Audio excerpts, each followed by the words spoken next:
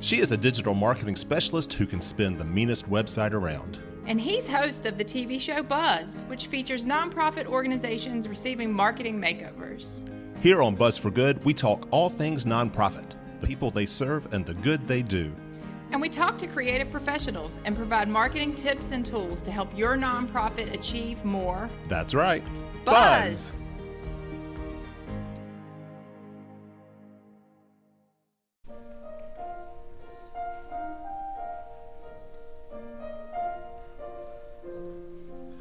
Greetings, everyone, and welcome to Buzz for Good, where we talk all things nonprofit in Southwest Virginia, the people they serve, the good that they do in our communities, and we provide marketing tips and tools to help these nonprofits achieve more buzz and attract more donors, volunteers, and clients to their cause.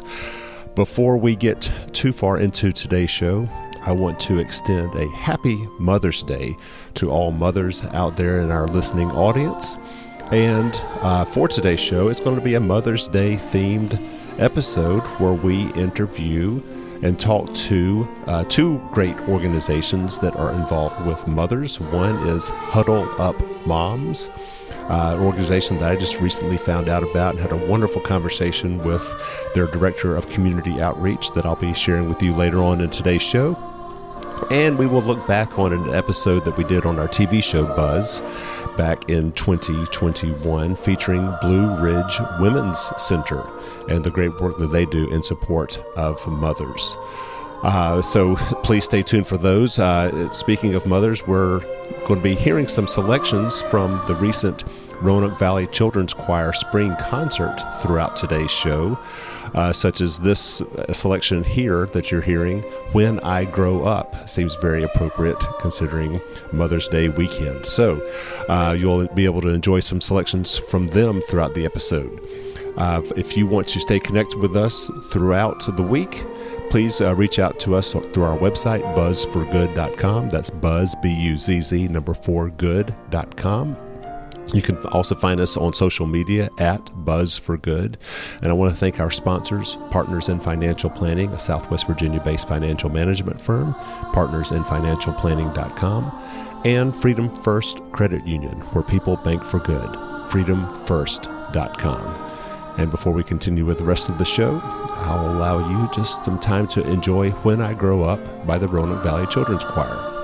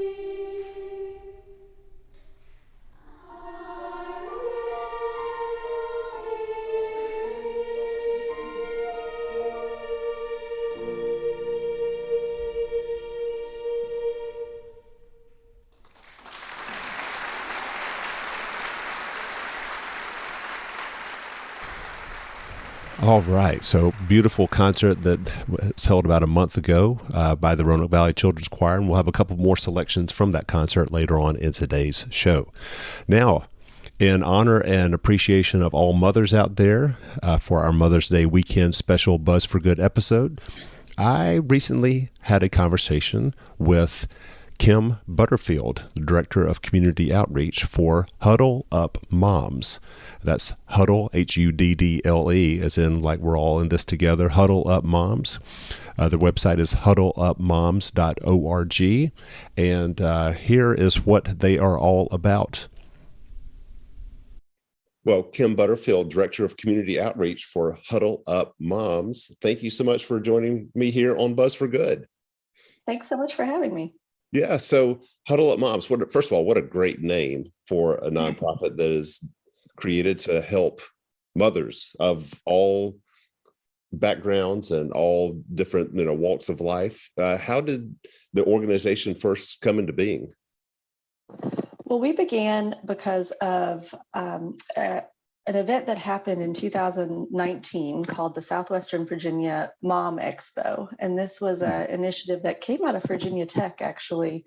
There was a graduate student who, through some of her research and experience, kind of realized this need that mothers in the Roanoke Valley were having to be able to locate resources and make connections with other mothers. And so we all came together, a bunch of providers, health educators, community resources came together for the Mom Expo in 2019.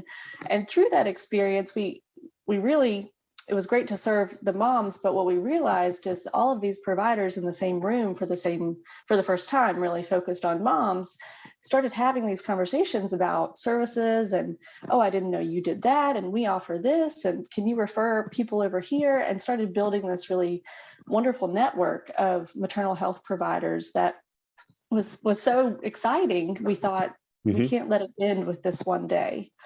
So several folks who were interested in keeping that going came together and started this concept of, what would it look like for a nonprofit organization to really focus on moms? Because traditionally, of course, there's, groups that focus on the health of children and the health of families, and all of those things are hugely important, but there really was this gap in what is it that the mom needs, and what is it that we're not providing as a community to mothers, and how can we bridge that gap?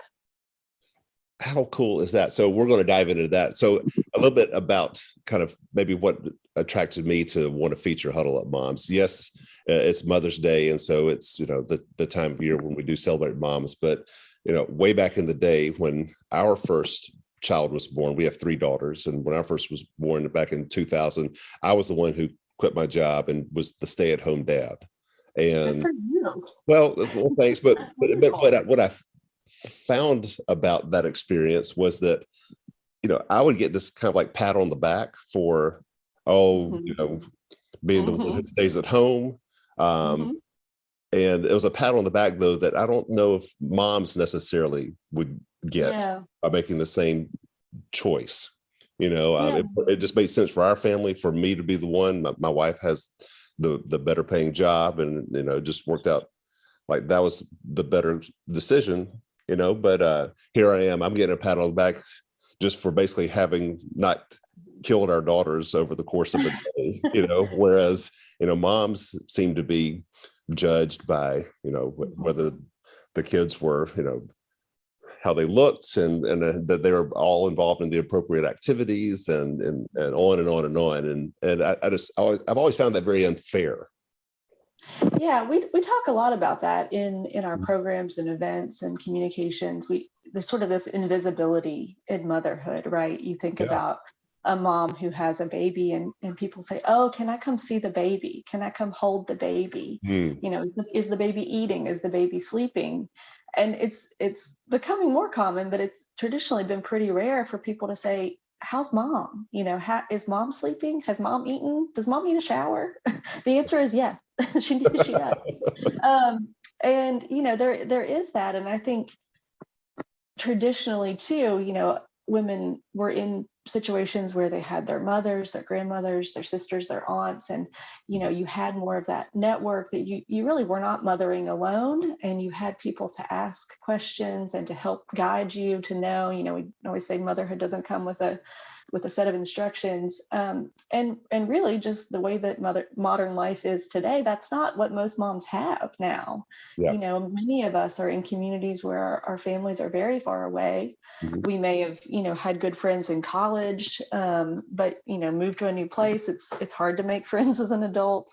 And so you have this baby, and hopefully your spouse or partner has time with parental leave, to be able to spend with you. But then there's just sort of this moment where you're like, wow, I'm really alone, and it's not a good feeling, and we know that when we look at America compared to every other industrialized nation, we have worse maternal health outcomes, right. And it's frankly, it's embarrassing. And so, and a lot of that is just not having women, mothers connected to the resources that they need at the time that they need them. And so that's really one of the gaps, probably the major gap that Huddle Up Moms is trying to bridge, because, and that doesn't stop, right? That doesn't stop in the postpartum period. There's certainly, those feelings of isolation and disconnection that happen throughout, when you're teenagers and all of those sorts of things. You're just having those moments of, I don't know who to ask, and I don't know who to talk to about these things. And you shouldn't have to do it alone. Yeah. So when you say maternal health outcomes, you're not just talking about the physical act of delivering a child. No, we're talking about, the complications that mothers can have in the postpartum period and beyond. Unfortunately, sometimes that, those complications can be fatal. And those are the numbers that we see that are worse in America than other places in the world. And it's, it's just, frankly, it's not acceptable. Yeah. And we just feel really strongly that we need to be doing things to change that. Well, and that leads me to probably something we should reveal about yourself here. So once again, we're talking with Kim Butterfield, Director of Community Outreach for Huddle Up Moms, here for our Mother's Day special Buzz for Good show. And you have your master's in public health, and you talk a little bit more about, kind of what you bring to the organization. Sure. Yeah. So I think that's, gosh, we're so fortunate with our board, with Huddle Up Moms. We have, we are all volunteer led. So there's no paid position within Huddle Up Moms at this point.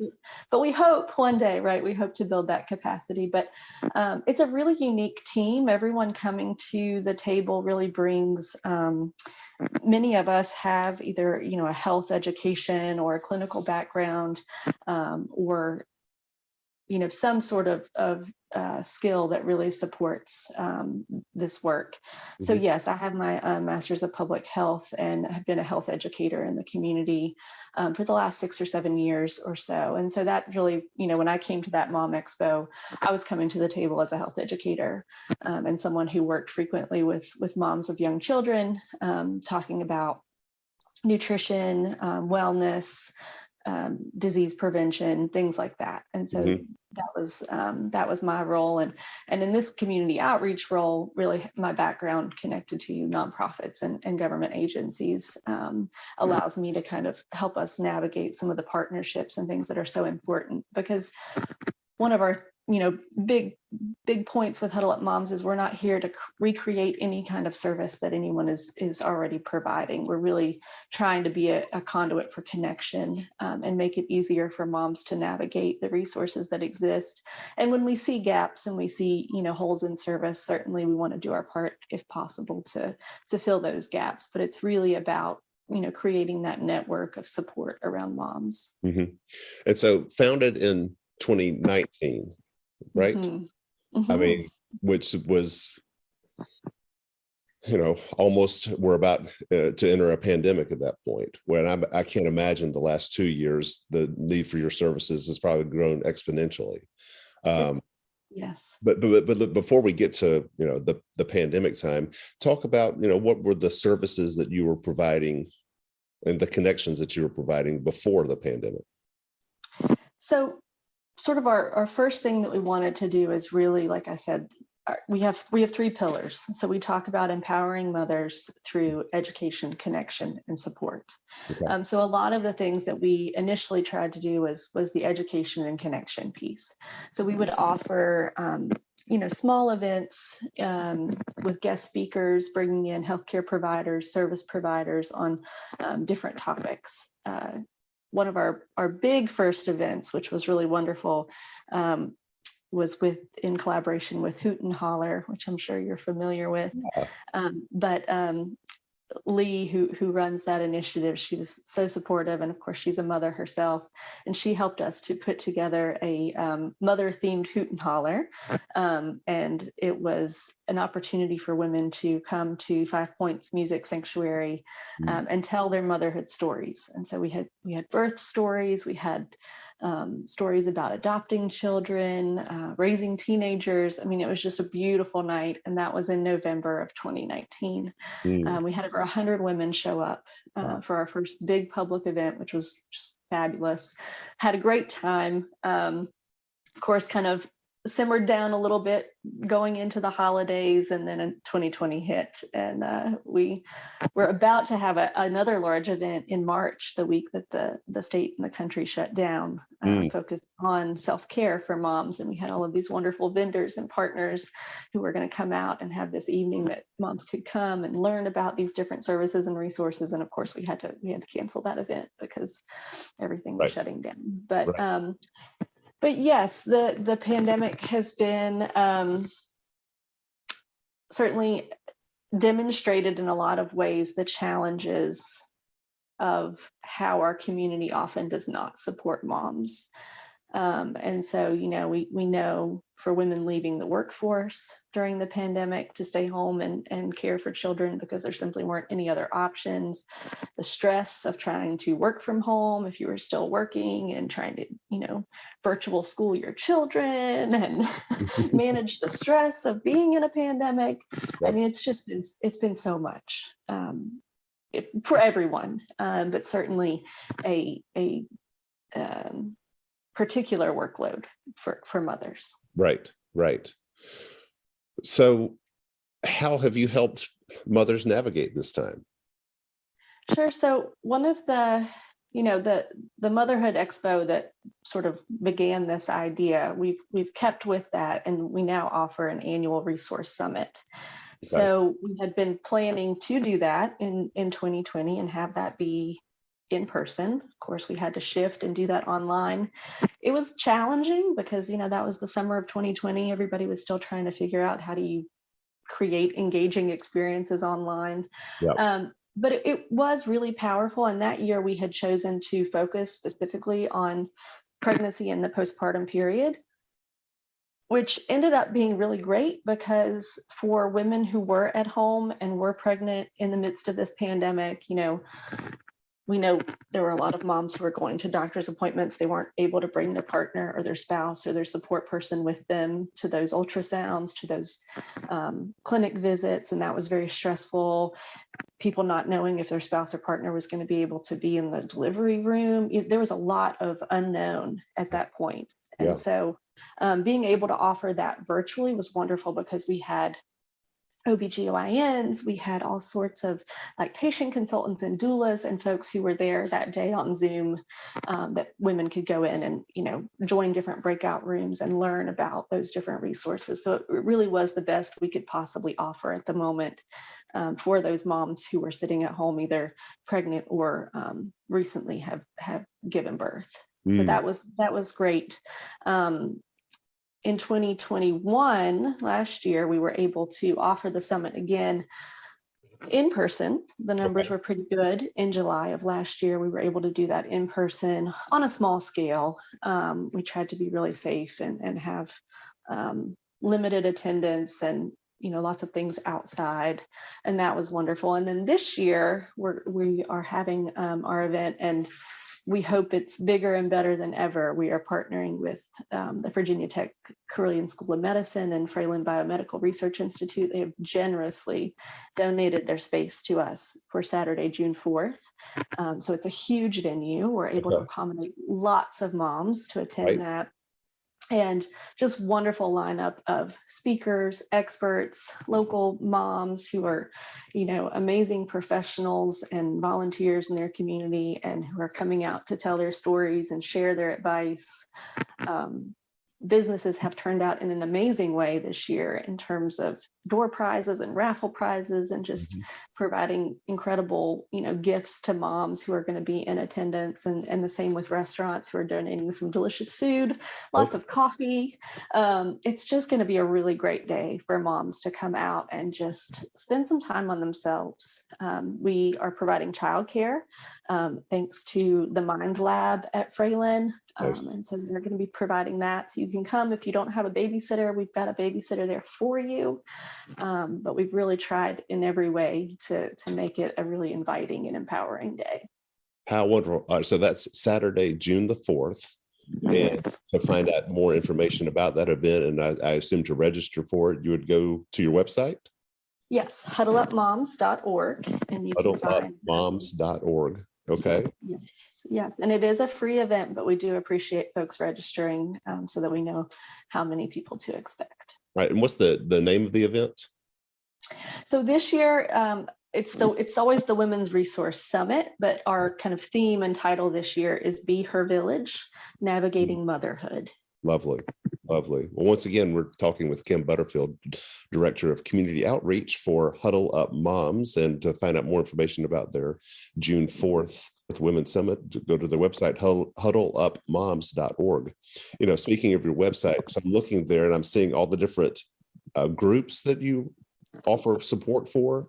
And so we go to from working moms to NICU, those who are have children in the neo intensive care unit, single moms, children with special needs, breastfeeding moms, moms of loss, pandemic moms, stay-at-home moms, postpartum support. So a lot of different groups there. How do these groups work? So our huddles, as we like to call them, are really peer support opportunities. So these are, women, mothers coming together around shared life experiences. And again, it's kind of that trying to build that village that we're often missing, and being able to share advice and resources and really just having someone there who understands what you're going through. So that's why you see those sort of different topics that we've chosen, things like mothers of loss, women who have experienced miscarriage or a loss of a child. It's a very unique experience, right? And unfortunately not unique in that it's rare. It happens more than we certainly talk about, but there's not always a space that people feel comfortable being able to talk about their feelings. Children with special needs, that huddle is amazing.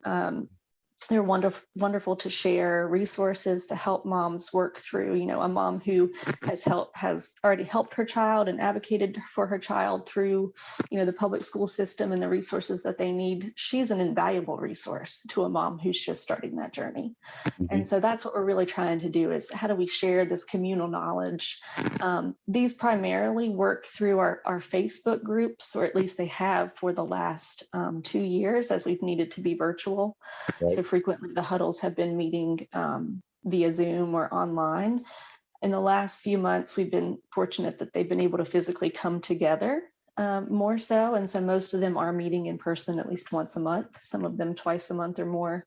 And it's just been great. We see so many friendships blossom, people who have small businesses who are now supporting each other. It just provides a way to find people you need, right? And so we are always looking to grow these groups. As you said, we have a lot of different ones right now, but we've heard from moms who have chronic diseases who say it's hard for me when I have this condition to other moms don't understand, right? Why I might be tired or why I might be suddenly sick and have to cancel. And so I think there's some more opportunity for that. We certainly want to grow our diversity and inclusion efforts. And so we've been working with some community partners around what it might look like to offer a group, a Spanish speaking huddle for Hispanic women, more involvement from women of color for sure. And so it's so much opportunity, and we welcome folks. If you have an idea, if you're a mom that has an idea of, this is what I need, please reach out to us and tell us, because that's really how most of these have gotten started, is someone simply raising their hand and asking for help. Well, I noticed on the recent Give Roanoke Day that Huddle Up Moms was raising money to provide doulas to women of color. Yes, so this is an initiative that we are working on in collaboration with a couple of community partners, and we'll have more to share on that in the coming months. But, doulas and people who can offer support in birth are so important to changing some of those maternal health outcome numbers that we were talking about earlier. And right now, because of the cost associated with hiring a doula, and that it's not usually covered by someone's insurance, and so sort of those sort of things. It's really limiting for a lot of moms that they're not able to access that kind of additional support that every mom needs. And so we are in conversation with some nonprofits from around Virginia who are looking to expand in the Southwest region, who don't currently have any services here, that would be able to bring their training and their expertise in training women of color to be doulas. And then we hope to be able to scholarship local women to be able to afford those doula services. Okay, wonderful. Well, once again, I'm just so impressed by the different areas or huddles that you have created. I want to say all of them again, just for those listening in, if they feel as though there's one particular one that speaks to them that they need the services of, that they're aware of them. You have working moms. You've got those with children in the NICU. You've got single moms. You've got children with special needs, breastfeeding moms, moms of loss, pandemic moms, stay-at-home moms, and postpartum support. Just again, as an aside, that from what I've observed when it comes to working moms come home, they still feel as though it is their responsibility, and maybe it's because whoever's at home is not provided that, but still it's their responsibility to make sure that the home is a well-functioning place as well, and that the dinners are fed and the house is clean, and there's just another burden on them sometimes. Yeah, we experiences with that. Absolutely. Mom guilt is so real. Yeah. And we have those conversations a lot, right? The expectations we put on ourselves, the expectations society puts on us, all of those things. And that's, in those opportunities for connection with other moms, one thing that's really great is we see moms being really honest. Whereas I think, sometimes moms feel like, oh gosh, I'm thinking right now, my kids they're really annoying and they're just driving me nuts, but I can't say that because people will think I'm a bad mom, Right. No, we all have those experiences. We all have frustrations with our situation. We all have frustrations with ourselves, with our family members, and sometimes it's just that, right? It's that you don't need someone to problem solve. You just need someone to listen. And that's absolutely something that we hope for. Your comment about that situation of coming home and still feeling like you needed to do it all. Another thing that we offer in the community is we call it the exchange. So it's an event that happens. We've been trying to do them quarterly. I think we're planning another one for the fall, but it's really an opportunity for moms to come out, and we usually have a couple of experts on a panel, or like I said, moms with different experiences who will just sort of talk, have Q&A, and it's just a facilitated discussion around different topics. But we had one back in February, and we had a great title. We called it "That's What She Said: Advocating for Yourself," and we really focused on all the ways that you can advocate in your life and how to do that, right? So how do you advocate for yourself in the workplace, in your personal relationships, and then in a more medical clinical setting, right? So if you are navigating the health system, having a procedure, giving birth, or any of those sorts of things, how do you advocate for yourself?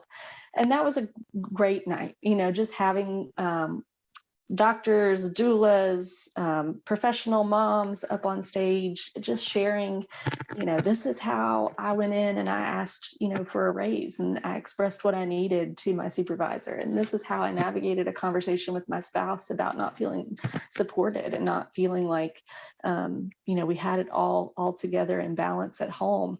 And it's just those sorts of things. Again, I think we try to create places and spaces for moms to feel safe, and to feel empowered to say what they need, and really just, again, get the resources that they need and build some of those relationships, because we're not supposed to mother alone.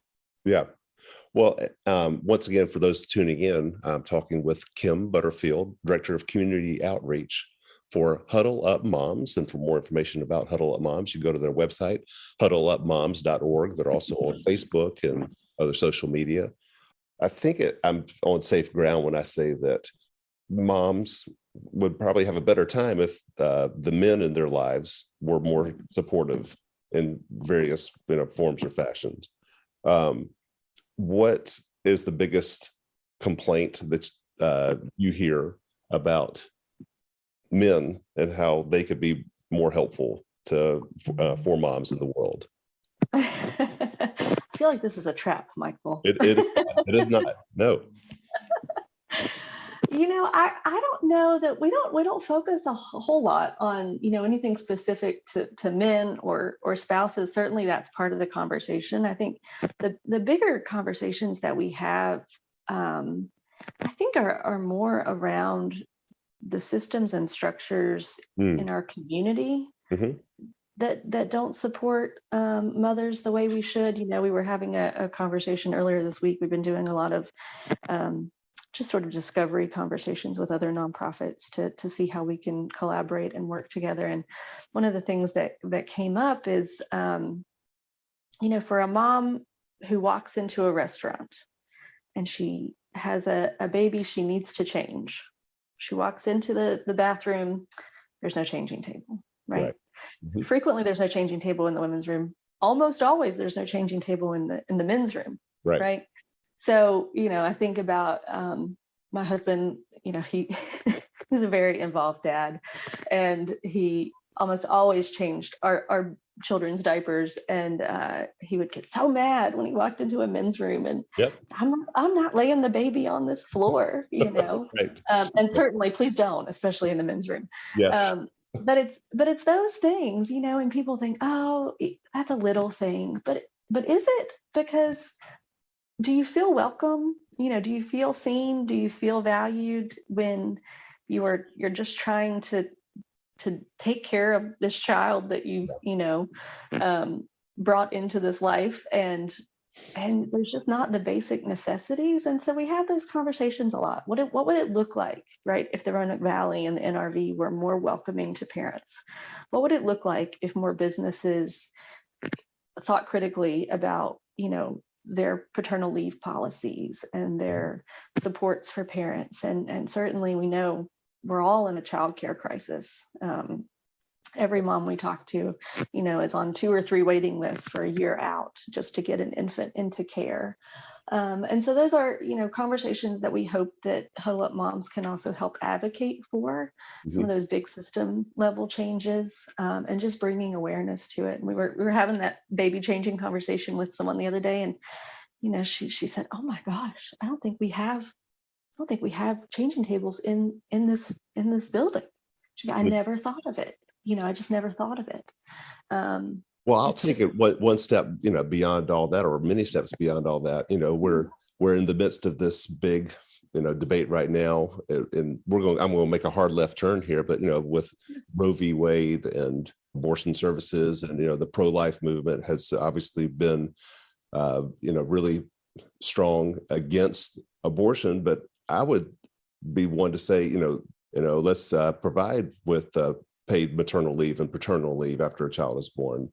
Let's provide for, universal health care so that, moms and families aren't struggling with trying to figure out how to safely deliver a child and provide the health care that the child needs. Let's provide for universal child care so that a mom who needs to work or wants to go back to work can do so. I mean, let's provide a lot of services and not just focus on whatever services may be accessible prior to a child being born. Sure. Yeah. I mean, I think if we go back to, that conversation earlier around, if you look at where America ranks in the world around both maternal health outcomes and just systemic support for parents, we're not doing so well.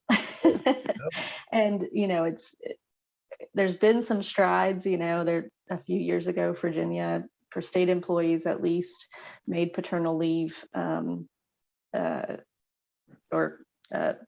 parental leave, I should say, a guaranteed thing. But, by and large, that's still business by business, situation by situation. And you're exactly right.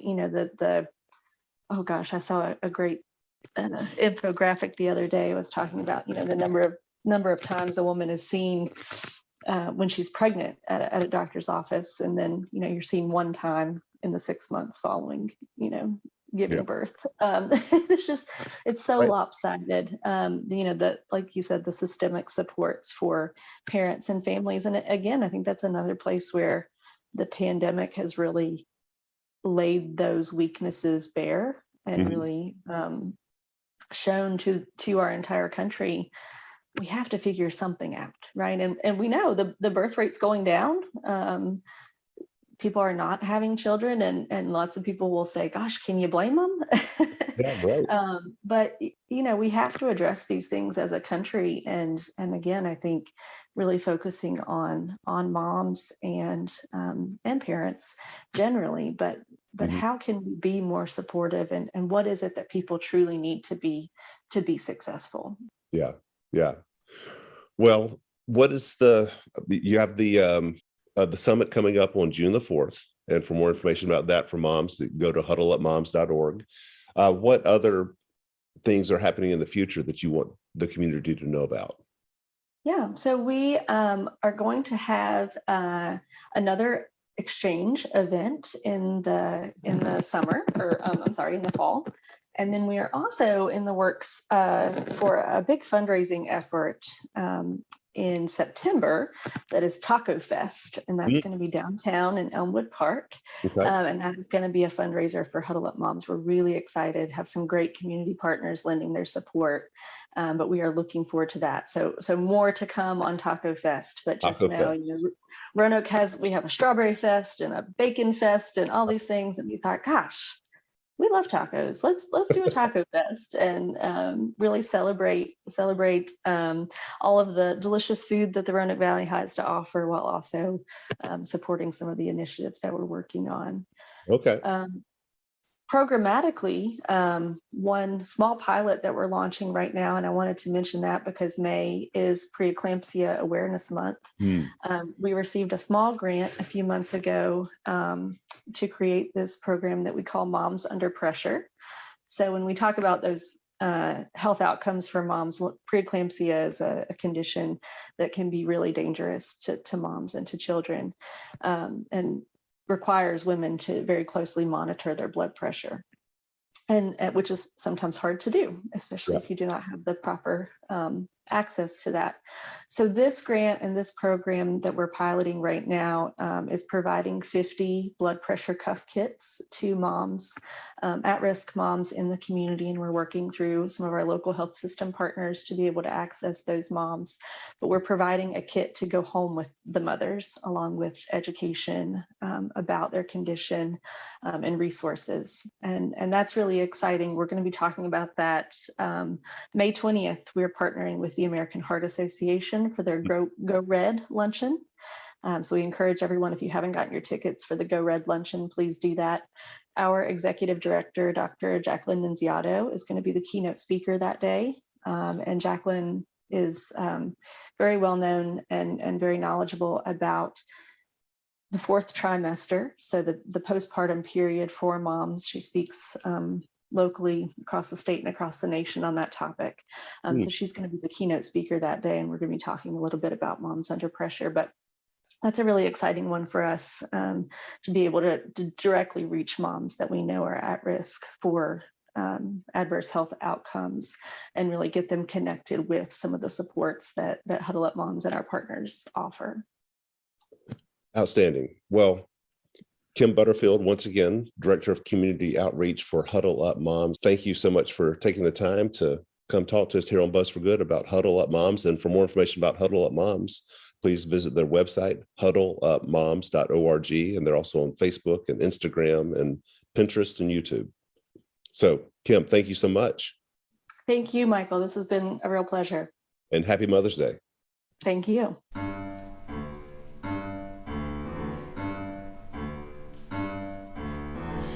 All right, so that was my conversation with Huddle Up Moms, and I hope all moms out there, whether you're in need of their services or feel as though you have something that you could offer them, to reach out to them through their website, huddleupmoms.org, or on social media. What you are listening to now is This Little Light of Mine from the recent Roanoke Valley Children's Choir spring concert. We're playing various tracks from that concert throughout today's show. And while you're listening, if you would, please continue to stay connected with us throughout the week at buzzforgood.com, BUZZ4good.com. From there, you can also check out past TV shows of ours, our Buzz show that airs on Blue Ridge PBS every Wednesday night at 7 p.m. And one of those episodes that we did last year featured the Blue Ridge Women's Center. And last month, I got to reconnect with their former director of philanthropy, Terry Benjamin, who shared with me all that had been going on at Blue Ridge Women's Center, including their March for Life, which was scheduled to take place on Saturday, March 7th, in advance of Mother's Day. I'm going to replay my conversation with her, and then from there, we're going to share some of our episode of Blue Ridge Women's Center that aired last year. So here's my conversation with Terry Benjamin of Blue Ridge Women's Center.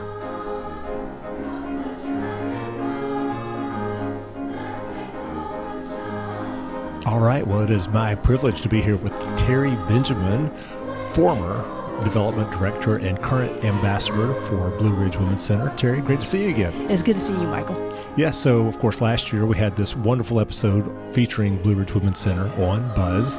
And at that time the world was a little different.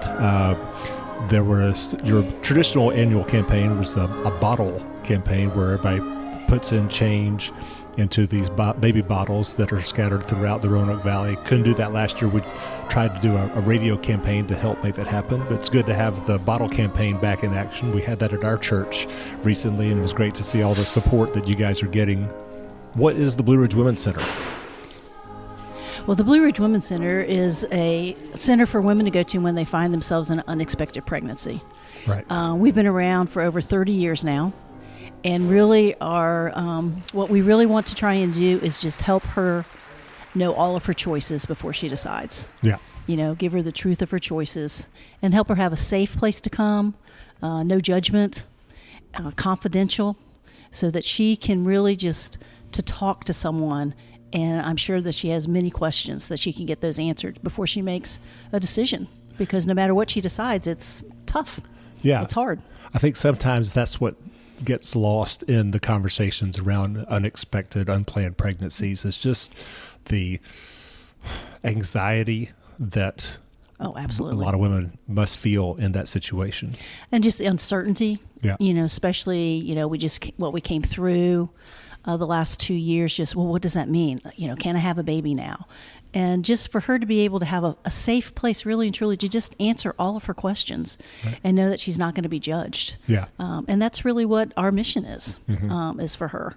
And so, like I said, we've seen so many wonderful stories of just changed lives because of being there. Yeah. Well, we were very fortunate to be able to feature some of those stories on our episode of Buzz on Blue Ridge Women's Center, which is still available on our YouTube channel at Buzz for Good. So how many women do you think you serve on a given year? That's a tough question. Okay. I would say, I think the average is around 500 to 600 women. It's probably around there. It's a variety of services. It's not just women who come there for unplanned pregnancies. Correct. We do a lot of different things. So we do give her the pregnancy test, so she can come for a pregnancy test. We also have an ultrasound that she can have. We have limited STD testing, and those are all free of charge because of generous donors. Right. And then if she chooses life, we also have a store that she can shop for and take parenting classes online. And so that's been very successful as well. And the exciting thing is that we're actually not just going to be a women's center, we're actually going to start talking to the fathers of the babies as well. And so we're planning a men's ministry that's up and coming and hopefully will be available really soon this year. Excellent. Yeah. Men, unfortunately, get off the hook a lot of times in these situations, and they are equally as responsible, or should be equally as responsible in you know, the life of a child. Oh, absolutely. And they said, I think there's a statistic that says 80% of the decision comes from him. You know, that she depends on him. That you know, that's where she gets her decision making from. And so it's it's, we're missing it when we don't speak to him as well. Right. Now, you say that if the woman chooses life, then they can, be part of the store that you have. Yes. There. We should say, though, that you do not provide abortion services at Blue Ridge Women's Center. Correct. Not at all. Okay. We mainly just let them know what the procedure would look like. But no, we do not do any type of abortions at all or refer for abortions. Right. We do help with adoption. We can connect them with adoption, and then parenting. We have a lot of resources for them as well. And all, again, Michael, is free of charge because of generous donors. That's incredible. Well, what else do people need to know about Blue Ridge Women's Center going into this season? Primarily just to continue to pray. Yep. We can always use prayers.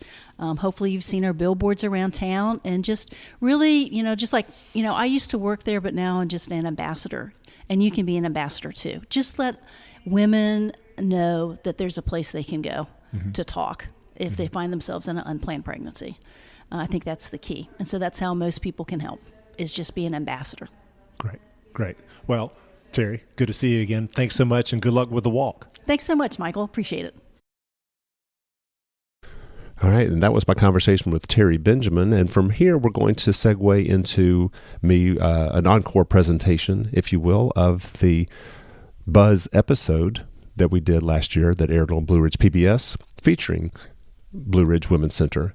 It's going to start with an interview featuring their executive director, Ann Russell, who is explaining kind of all the services that Blue Ridge Women's Center provides and what a woman could expect when they first arrive at the center.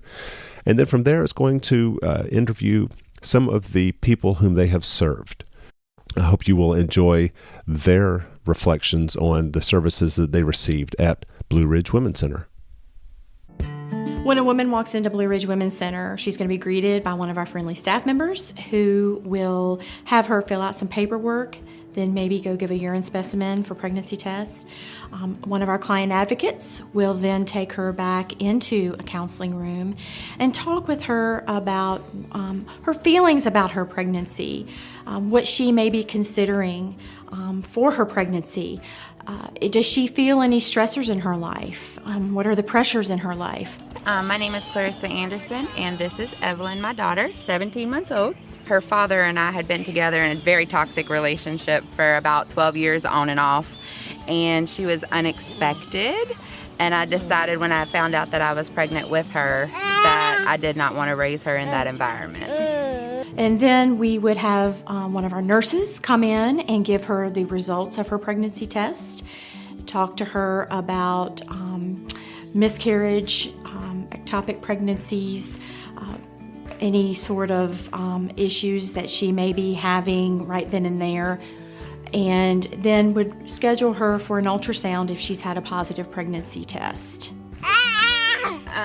Well, I had met Ann. She was the one who did my interview, and when I met her, it was kind of like meeting Mother Hen. It was really awesome. I just felt so comfortable. I felt like I could tell her all my worries and concerns and really just get some extra support.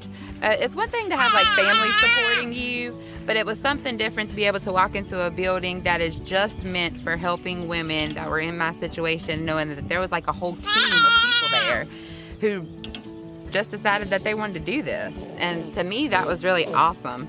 And it was like an extra level of comfort. By being a part of our parenting program, they have access to our free boutique for things like diapers, wipes, formula, clothes, just about anything baby you can imagine. And you can get maternity clothes, baby clothes, diapers, wipes, toys, everything kid related. And they do that until the child is 12 months, which I think is great. We received a lot of blessings from them. When I think about hope, I think about how I felt when I climbed the steps of what was then Crisis Pregnancy Center of the Roanoke Valley, and getting up there and walking in, and every face I saw was smiling at me. They weren't judging me. I just didn't know what it was going to be like being a mom. And it just scared me. I want to be the best mother that I can be. I don't want to just not be able to parent. So my son, Mason, and his girlfriend, Kennedy, found out that Kennedy was pregnant. And at the time, Kennedy was still in school and she was 17. So she had a lot of plans and things that she wanted to do as far as she was on a dance team and she was amazing. She wanted to be a nurse. I mean, she had college laid out. She had so many things that she wanted to do. So when she found out that she was pregnant, Kennedy came over and actually sat down and talked with me. I think it was the next night, and I was so proud of her. I think her concern was that she just didn't know if she was going to have any help. And so her and I talked, and I told her, I was like, you've got your parents, you've got, my husband and myself. I was like, you're going to have all kinds of help. I said, this doesn't have to change, what you had plans. I was like, with as much family as we have between the two, I was like, you can still do what you want to do, and this doesn't have to be like the end of anything for you. So we went back and they did the ultrasound, and we got to hear the heartbeat.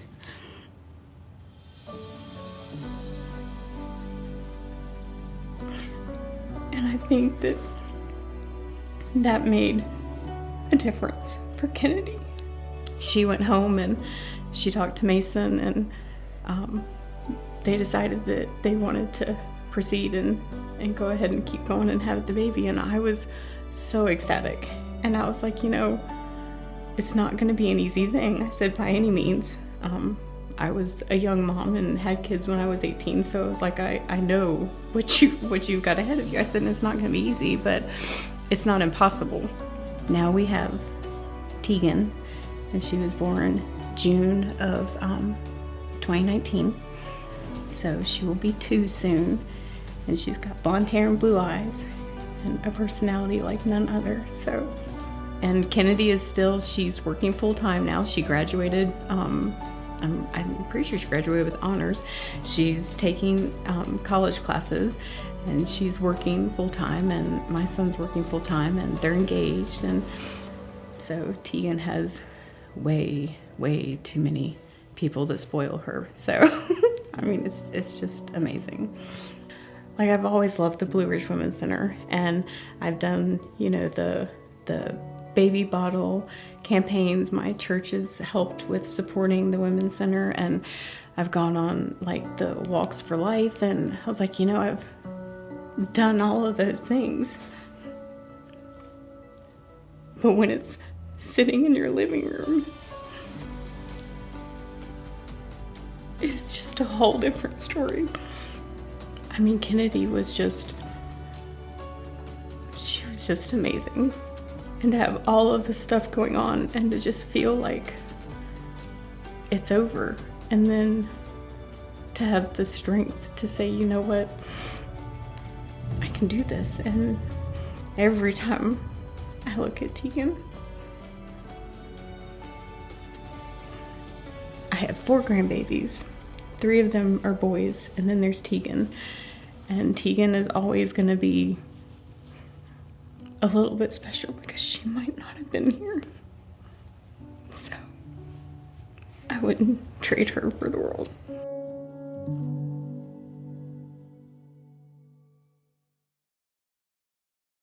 Blue Ridge Women's Center simply isn't a haven for a woman facing an unexpected pregnancy. They're also there for people who are simply facing the unexpected. How old are you? 2. What's your name? Rose. Who I am? Mama. My name is Mama. My name is Hugo Tompkins, and I go by Coco. I'm a PhD student in the University of Georgia and Department of Poultry Science. So I was a master's student in Virginia Tech from 2015 to 2017. And after I graduate, I get married and I have a family. My husband, he has a startup company in Roanoke. So we moved to Roanoke and we bought a house and we're trying to renovate it while we live in there. And meanwhile, I was pregnant with Rose, and that's why then we were down there. And I don't have family around, so I actually take some classes in the Blue Ridge Women's Center because they give some free lecture and classes, which be really helpful. So it was a Halloween night, and we had a great Halloween, and our neighbors come to visit us and meet Rose for the first time. But in the middle of the night, we heard screaming, so we rushed out, and the fire just got really huge, and we lose everything, like literally everything. So I was really depressed because I prepared a long time for having the baby, and I put a lot of thought on decorate the house, decorate the room, but all of a sudden, just nothing there. Women's Center actually gave me not just like a physical support, they provide us a lot of diaper and clothes in that situation. And also, I still remember when I was there, ladies hold my hand and told me we are here, it will be okay. We will pray for you. It just that feeling make me feel like I'm not alone. Even though then I lose everything, but I get a lot of support from them. So that's how my story get a little bit different. But I appreciate that a lot.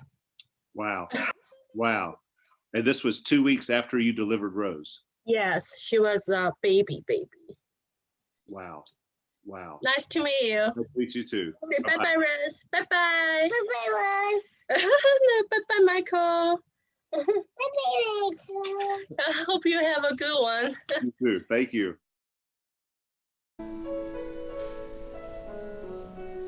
All right, and that's going to do it for today's episode of Buzz for Good. For our conclusion here, we're again listening to Roanoke Valley Children's Choir, and they will close us out of today's show. Again, stay connected with us throughout the week at Buzz for Good, BUZZ 4 on social media, as well as our website, buzzforgood.com. We'd love to hear more about the work that your nonprofit is doing in our region, so reach out and we will try to find time to interview in the coming week. Meanwhile, hope everyone has a wonderful Mother's Day weekend. Moms, hope you are celebrated. Children and husbands and everybody else, make sure that you are celebrating your moms, and we will be back next week on Buzz for Good.